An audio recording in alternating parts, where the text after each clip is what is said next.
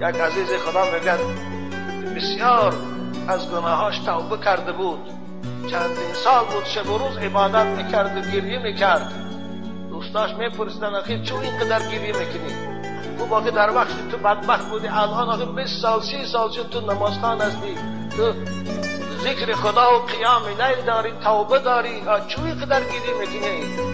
از ترس گناه ها. آخر گناه ها رو خدا گذاشت. خدا خود وعده کرده است که من بندم پشیمان شه و از صدق توبه کنه، من گناهش میگذارم. خودش وعده کرده. چون اینقدر تو خود عذاب میدی؟ میگفت آره میدانم خدا گناه رو میگذارد، لیکن شرمندگی این که من در بالای او زنک دیده بود، او من دیده بود، من به او رو پروشم، چطور روی وی نگاه میکنم؟ آیا زناگارا، آیا عرقخورا، خدا شما رو میبیند اگر رو پرو به خدا میگی در مرافعی سودی باید تو رو که دیده بود در بالای این مرد فاحشه، در بالای این زن فاحشه، چطور روی او رو نگاه میکنی؟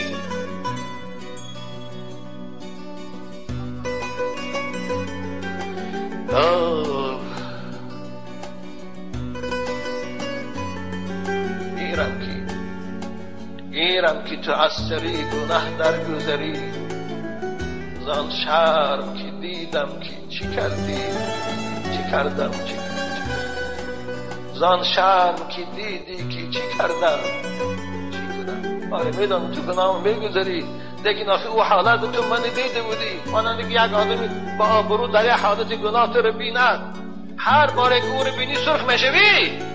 هم تو هست خجالت میشویم. 1 سال پسم بینیم، 10 سال پسم بینیم، هوایی بینیم خجالت میشویم.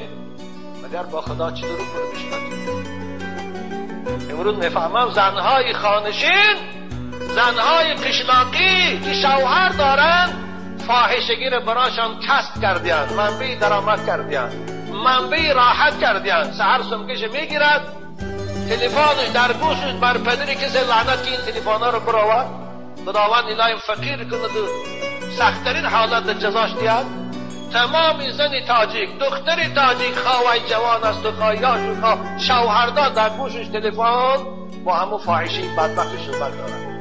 از خانه‌اش برآورد تلفن میگه او خیلی لعنتیش میگه سوارش میکنه.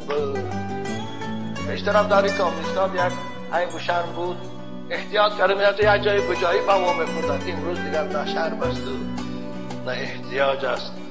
گفتن استانبول سیل زیر کرده، 2 متر 3 متر سیل خانه ها رو شسته. شب مولا عبدالرحیم قلندر است، مهمان ما بود. او باید از این بدتر شود، زیرا وقتی که من در استانبول بودم میگه یک خانه یک شخص مهمان شدم و برای خاطری استراحت کردن، میگه بیرون برآمدم به بحر، در لب بحر رفتم، میگه در بین مردم مرد و زنی لچ عریان پیش آدم تو گشتیم باید دیگر علاقه جنسی دارن.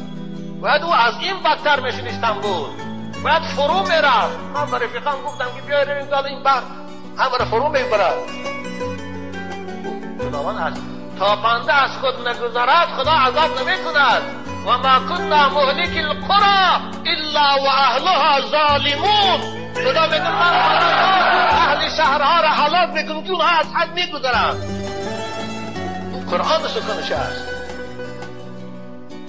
فاحشه ها ظاهر چنان گره دوشنبه ده نگاه کن، خدای قادر است ورزا با جمع میکنه یا باره سرش میتیه نه دوشنبه میمونده نه دیگر جا.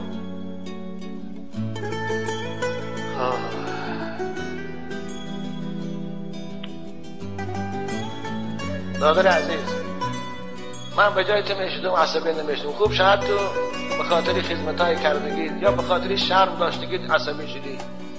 خدا خواهد صبر کن ثواب میگیری. برای تو انشاءالله زن بسیار است، وای از زنی خوب بگیر فراموش شده میرودی. اما وای به این جوان و وای به این همسر.